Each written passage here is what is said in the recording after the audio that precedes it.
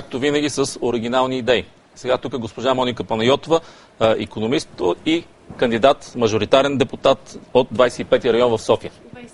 24-ти. Да. Каква грешка? Добре. 24-ти. Здравейте, добре дошли. Здравейте, добре заварите.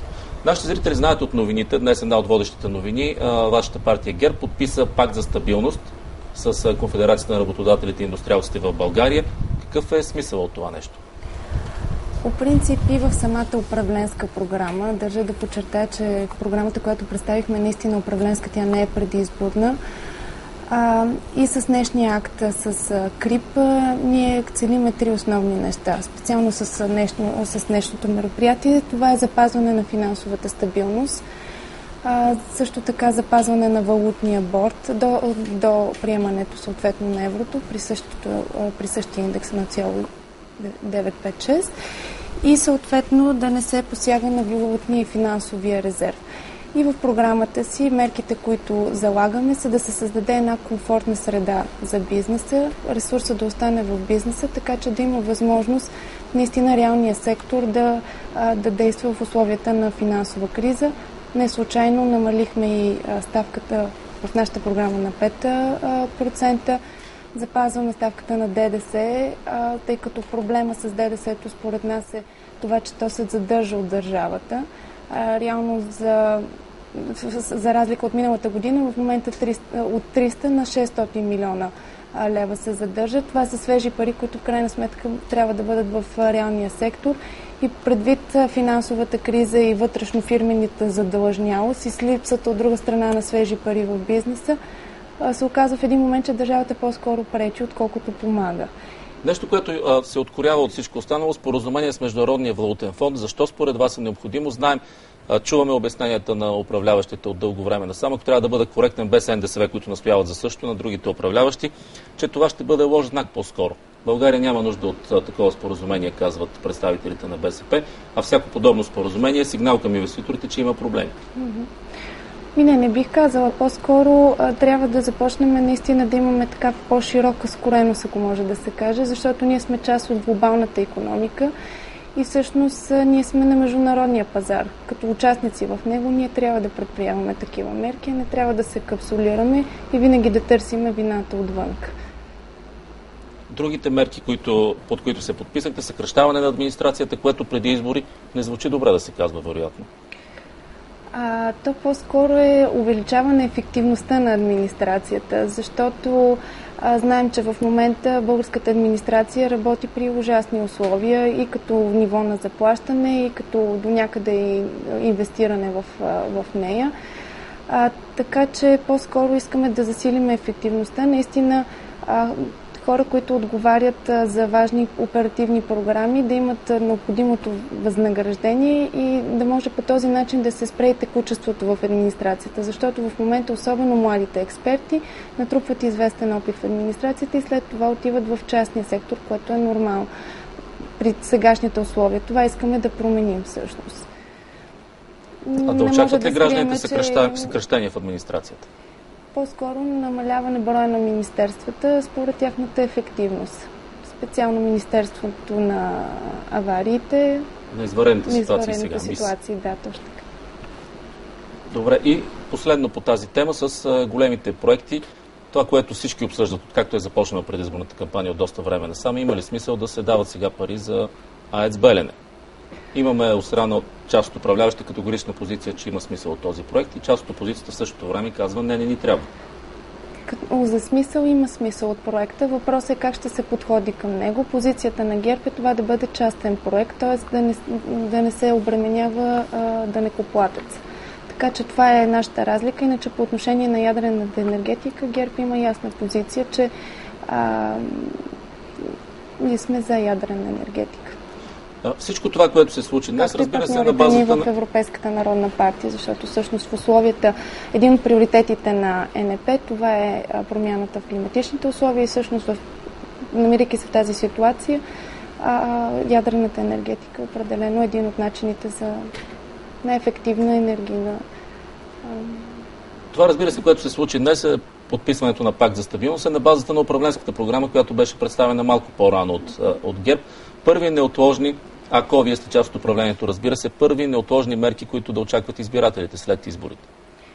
Това, което аз като кандидат съм си поставила като два основни приоритета, защото аз съм на мнение, че нашия избирател е мислещия избирател, този, който гласува за конкретни приоритети, конкретни предложения. Аз съм по-скоро международни като профил, завършила съм международни отношения. Определено бих искала от една страна да се занимавам с младежка политика и от друга страна с външна политика. Така че по отношение на външната политика много е важно подобряването на доверието. Това може да стане като се използват и сега съществуващите мерки, които в момента в парламента не се използват. Това са конференцията на комисиите по европейски въпроси на държавите членки съвместно с Европейския парламент, така наречения КОСАК. Могат да се създават и ад-хок срещи между държавите членки, съответно и Европейския парламент. Така че има условия, които трябва да се използват за подобряване на имиджа. Подобрим ли си имиджа от тук нататък, вече се създава една по-благоприятна среда и за отблокиране на финансирането, защото знаете, че в крайна сметка... Но това е нещо, казахте, имиджа, доверието, нещо, което много бързо, за минути, за часове, може да бъде разрушено, но пък как става възстановяването конкретно? Защото звучи пожелателно. Възстановяването е това, което казах, чрез взаимодействие с нашите европейски партньори, заедно вече на ниво парламент и с това, което казах, нали, тази конференция между КОСАК.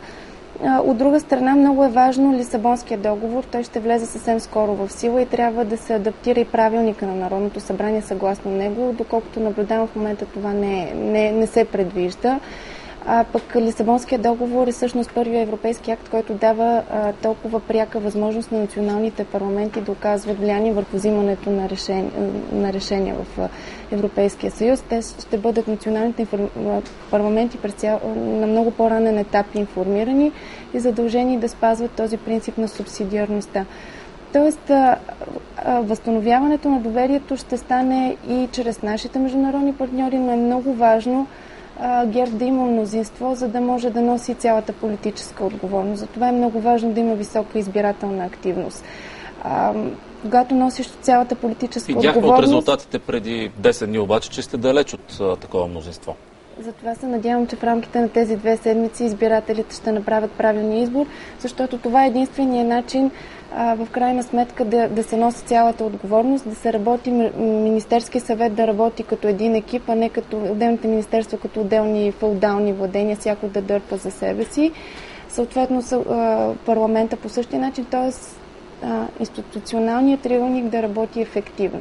Как ще водите кампанията, как ще се откроите? Защото вие сте представител, кандидат за мажоритарен депутат на най-голямата за момента политическа сила, но на фона на вашите колеги, другите кандидати в 24-ти район, вие сте сравнително непознато лице. Така е. Но аз не мисля, че това до някъде е недостатък, защото е много важно и с какво си познат. Аз мисля, че има 2 начина да влезеш в общественото пространство. Единият е така с пиар и сензация, другият е чрез постигнати резултати. Лично втория начин е по-трудния, по-бавния, но аз го предпочитам. Да, но как очаквате, след като не ви познават хората, да гласуват за вас? Може би само за това, че сте представител на ГЕРБ или? Не, това, което отличава кампанията на ГЕРБ от останалите партии е първо, че изцяло са ни положителни посланията. Второто, което залагаме много на прекия контакт.